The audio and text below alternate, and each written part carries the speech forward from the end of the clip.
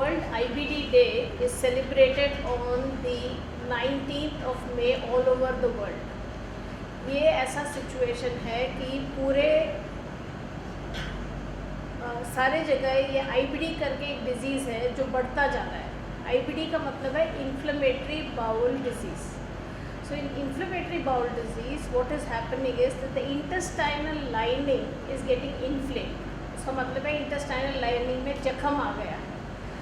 तो इस वजह से patients have diarrhea, patients have abdominal pain, patients can have obstruction to the bowel, and patients can have occasionally vomiting because of this. The main problem which they have is either diarrhea with blood in the stools, or they have abdominal pain with diarrhea. So anybody who has pain and diarrhea, it could be inflammatory bowel disease. There are several causes of inflammatory bowel, such kind of symptomatology, but इसमें जो inflammatory bowel disease is a very specific diagnosis where patients have diarrhea for a long duration, and when we do an endoscopy we find evidence of inflammation in the intestinal lining. When we take biopsy, then our pathologists, they interpret the biopsy as such as that this has inflammatory bowel disease. Once we say that there is inflammatory bowel disease, there is a need to treat these patients on a long-term basis by specialists. So that is why IBD specialists are evolving as a very important branch of gastroenterology, so that these patients can have regular treatment and have to come to the hospital once in a month initially, and later on once in 3 months, once in 6 months on a regular basis, so that we can keep them under chronic treatment. This disease may not be fully treatable but can be completely controlled with symptomatology, with these medications.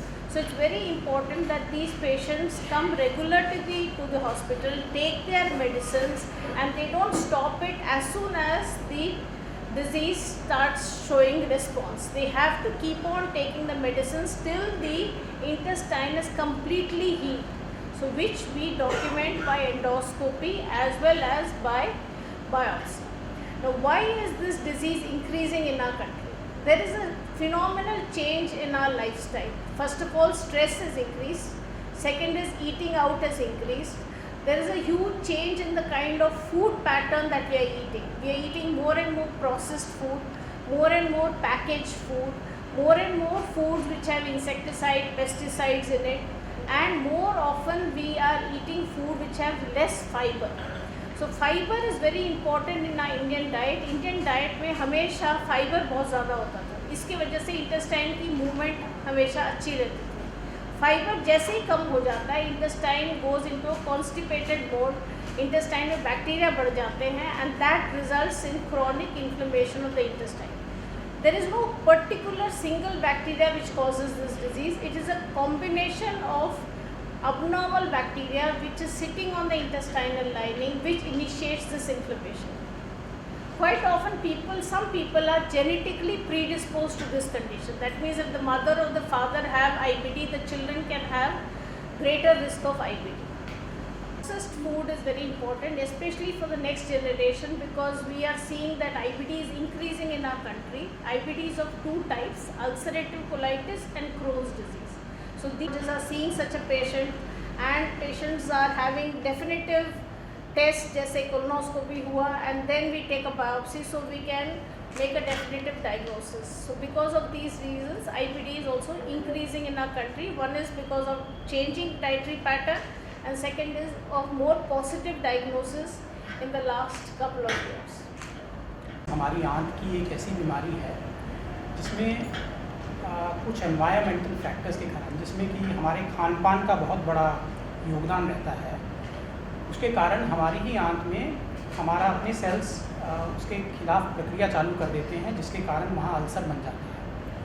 और ये process जब लगातार चलता रहता है तो कुछ समय के बाद आंत में सिकुड़न वगैरह भी आ जाती है, कुछ फिस्टुला यानी गलत रास्ते बन जाते हैं, जो कि क्रॉन्स डिजीज़ में होता है, जबकि अल्सरेटिव कोलाइटिस में सिर्फ अल्सर बने रहते हैं, जिसके कारण जैसे हमारे स्टूल्स में ब्लड आता है.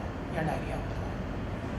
ये जो बीमारी है ये लगातार भारत में बढ़ रही है और ये देखा गया है कि पिछले 3 दशकों में IBD के जो मरीज हैं उनकी संख्या दुगनी हो गई है और इसका जो इंसिडेंस है वो लगातार बढ़ रहा है और ऐसा उम्मीद की जा रही है कि सन 2050 तक इसकी संख्या लगातार बढ़ती रहेगी।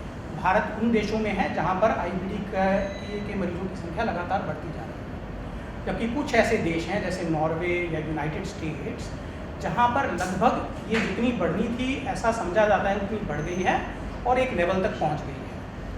और इस कारण से चूँकि IBD के जो इलाज है कुछ इलाज तो सस्ते हैं जो आमतौर पर आसानी से उपलब्ध हो जाते हैं और करीबन 70-80% मरीजों में वो कारगर साबित होते हैं, लेकिन जो 20-30% लोग हैं जिनमें वो दवाएं आमतौर पे मान लीजिए काम नहीं करती हैं, तो ऐसी स्थिति में या तो महंगी दवाएं या फिर सर्जरी आदि की आवश्यकता पड़ सकती है, जिसके कारण जो कॉस्ट ऑफ थेरेपी है या इस बीमारी से जो लड़ने के लिए इंफ्रास्ट्रक्चर या कॉस्ट या जो पैसे की आवश्यकता है वो लगातार बढ़ रही है। इसलिए भारत का जो गैस्ट्रोएंट्रोलॉजी का जो इंफ्रास्ट्रक्चर है उसके लिए IBD एक चैलेंज है जो लगातार बढ़ रहा है।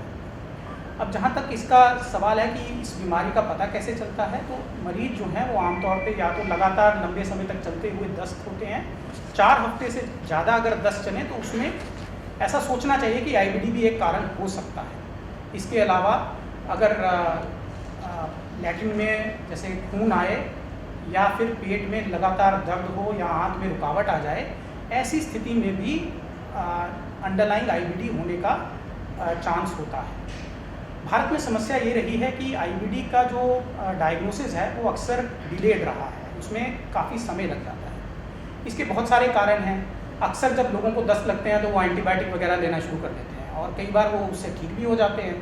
उनको लगता है कि ये तो कोई इन्फेक्शन था, लेकिन जब बार बार दस्त हो तो ऐसा समझना चाहिए कि IBD हो सकता है और डॉक्टर को दिखाना चाहिए। दूसरा, सुदूर क्षेत्रों में हो सकता है कि ना तो गैस्ट्रोएंट्रोलॉजिस्ट उपलब्ध हो ना कोलोनोस्कोपी की फैसिलिटी जो कि डायग्नोसिस के लिए आवश्यक है वो उपलब्ध हो। इसके कारण भी कई बार डायग्नोस्टिक डिले होता है। एक तीसरा मुख्य कारण ये भी है कि कई बार कुछ अन्य बीमारियों से इसको कंफ्यूज किया जाता है। जैसे मान लीजिए किसी को ब्लीडिंग होती है तो आमतौर पे पाइल्स का नाम लेके उसको इग्नोर कर दिया जाता है और इस कारण से भी डायग्नोस्टिक डिले होता है। एक अन्य कारण जो भारत में बड़ा कॉमन है वो है कि क्रॉन्स डिजीज़ जो होती है वो पेट की TB के बिल्कुल हूबहू एक जैसी होती है और कई बार सभी प्रकार के जो हम टेस्ट करते हैं, चाहे वो बायोप्सी है, चाहे वो माइक्रोबायोलॉजी के कल्चर हैं या जीन एक्सपर्ट नाम के टेस्ट हैं, कोई भी टेस्ट करें उसके बावजूद भी TB का जो डायग्नोसिस है वो 100 में से 30-40% मरीजों में ही बनता है। कहने